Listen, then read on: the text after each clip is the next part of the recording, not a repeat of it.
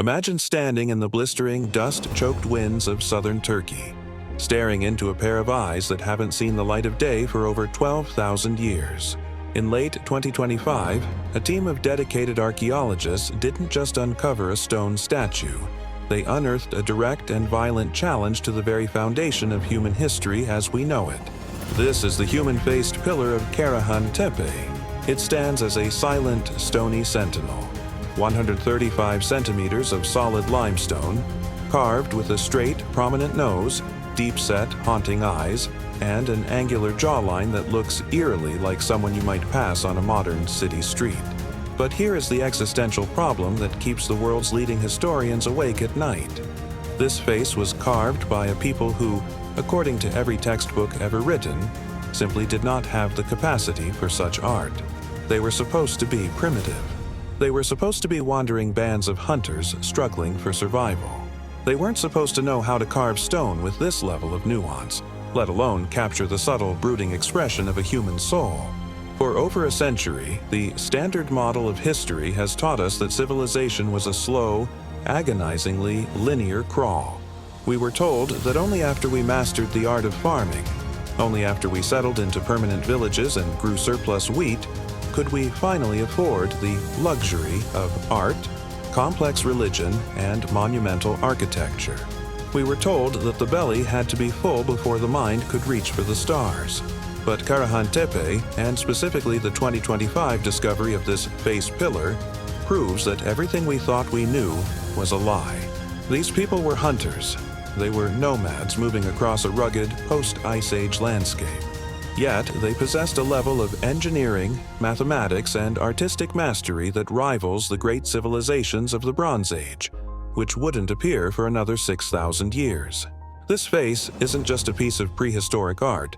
It is a political and spiritual statement of absolute power. It is the first time in the entire global archaeological record that we see a human face integrated directly into the massive, T-shaped architecture of the stone mounds culture. This suggests a radical shift in the human psyche.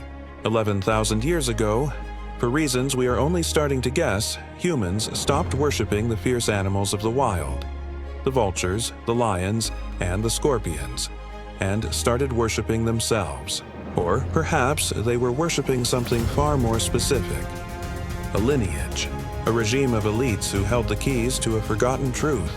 As we look into these stone eyes, we have to ask the questions the mainstream media is afraid to touch. Who were these people really?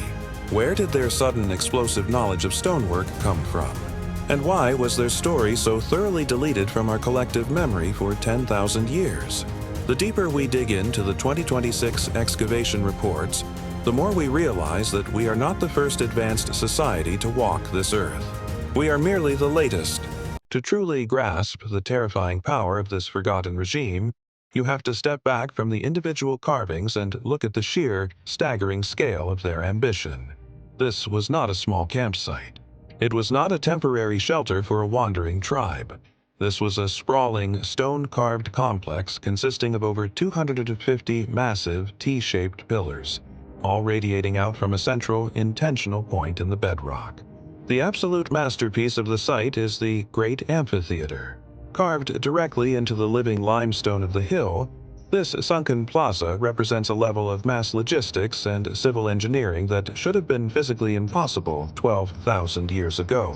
To build a structure of this magnitude, the architects of the mounds had to understand far more than just how to hit a rock with a hammer. They understood acoustics. They understood physics. They understood the structural integrity of the earth itself.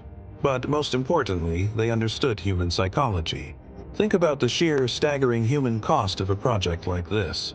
In an age where every single calorie had to be hunted or gathered by hand, where survival was a full-time job, how did a leader convince hundreds, perhaps thousands, of people to stop the search for food and start moving 10-ton blocks of limestone?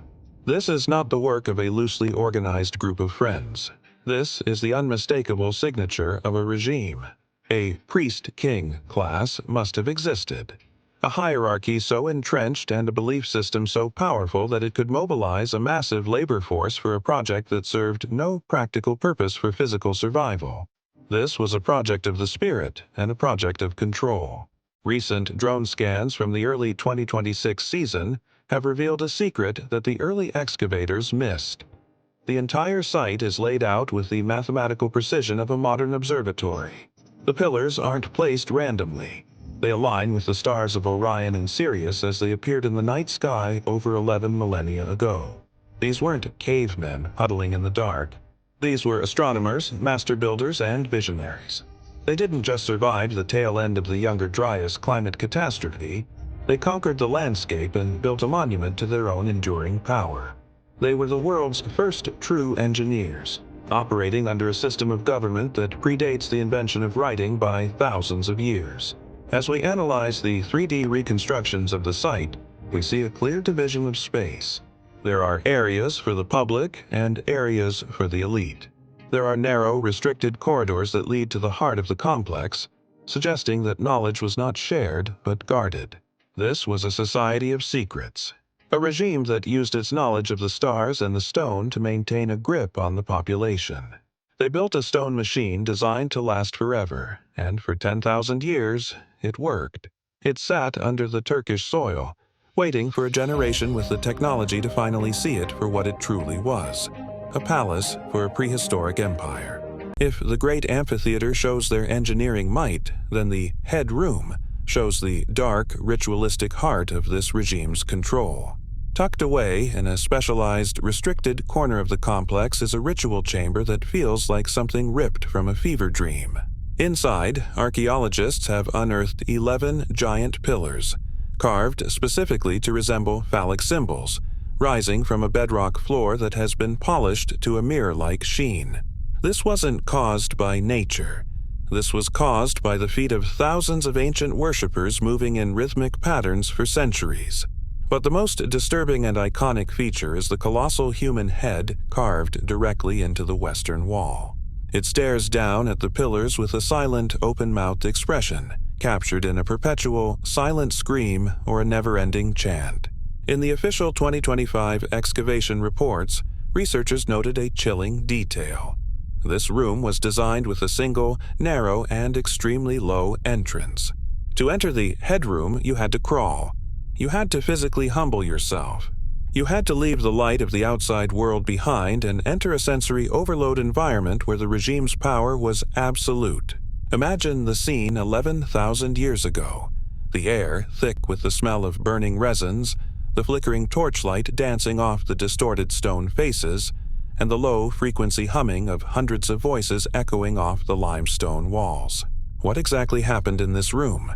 Many leading experts now believe it was a primary site for skull cult rituals, a practice common in the Neolithic where the heads of ancestors were removed, plastered, and displayed to maintain a connection to the wisdom of the past. But at Karahan Tepe, it feels more like a site of initiation. This regime was obsessed with the human form, but specifically the human head as the seat of power.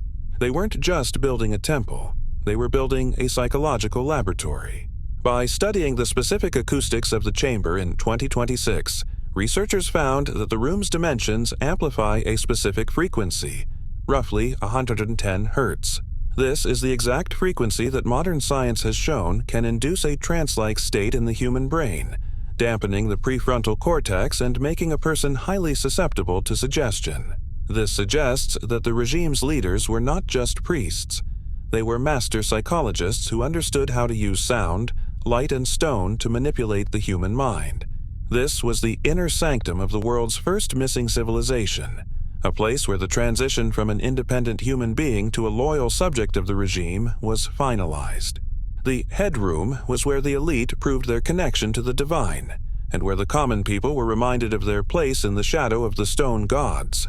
It is a haunting reminder that the tools of social control haven't changed in 12,000 years. They've only become more subtle. The most haunting and inexplicable part of the Karahan Tepe story isn't how the regime rose to such incredible heights, but how they chose to end it. Around 10,000 years ago, at the absolute peak of their architectural and social mastery, the people of this civilization did something that defies every law of logic and human nature. They didn't lose their city to an invading army. They didn't abandon it because of a plague or a drought. Instead, they performed a massive collective act of intentional erasure. They buried it. Every single pillar, every carved face, every amphitheater, and every ritual chamber was filled to the brim with thousands upon thousands of tons of clean, processed earth. They hauled soil in baskets, working day and night for years, until their glorious, shining city was turned into a featureless, man-made hill. It was, quite literally, a funeral for an entire civilization. But why would a regime at the height of its power choose to commit suicide? Some 2026 theories suggest they were hiding from a catastrophic global event that they saw coming in the stars, perhaps a recurring solar flare or a massive shift in the Earth's crust, and they hoped the deep Earth would protect their sacred knowledge until the storm passed. Others believed the regime fell in a violent, bloody internal revolution, and the new leaders wanted to suffocate the very memory of the old kings so they could never be worshipped or remembered again. They wanted to reset history. But there is a third, more chilling theory. The burial was not an act of fear, but an act of preservation. The leaders of this regime knew their time was coming to an end. They saw the world changing around them, the rise of new tribes and the loss of the old ways. They intentionally ceded their seat of power, freezing it in time so that a future generation, a generation with the eyes to see and the tools to dig, would eventually find it. By burying it, they protected the soft limestone from 10,000 years of wind, rain, and erosion. They succeeded beyond their wildest dreams. We have found them. And as we dig deeper into the 2026 soil, we are realizing the true message they left for us, that the history of humanity isn't a slow, guaranteed crawl toward progress. It is a cycle, a series of rises and falls. We are looking at a mirror of ourselves, a society that thought it was eternal, that thought it had mastered the earth and the stars, only to be swallowed by the very dust it came from. As we stand on top of the mound today, we have to ask ourselves, what are we building that will be worth burying? And who will be the ones to dig us up 10,000 years from now? This is the legacy of the forgotten regimes. The past is never truly gone. It is only waiting for the light to hit it once again.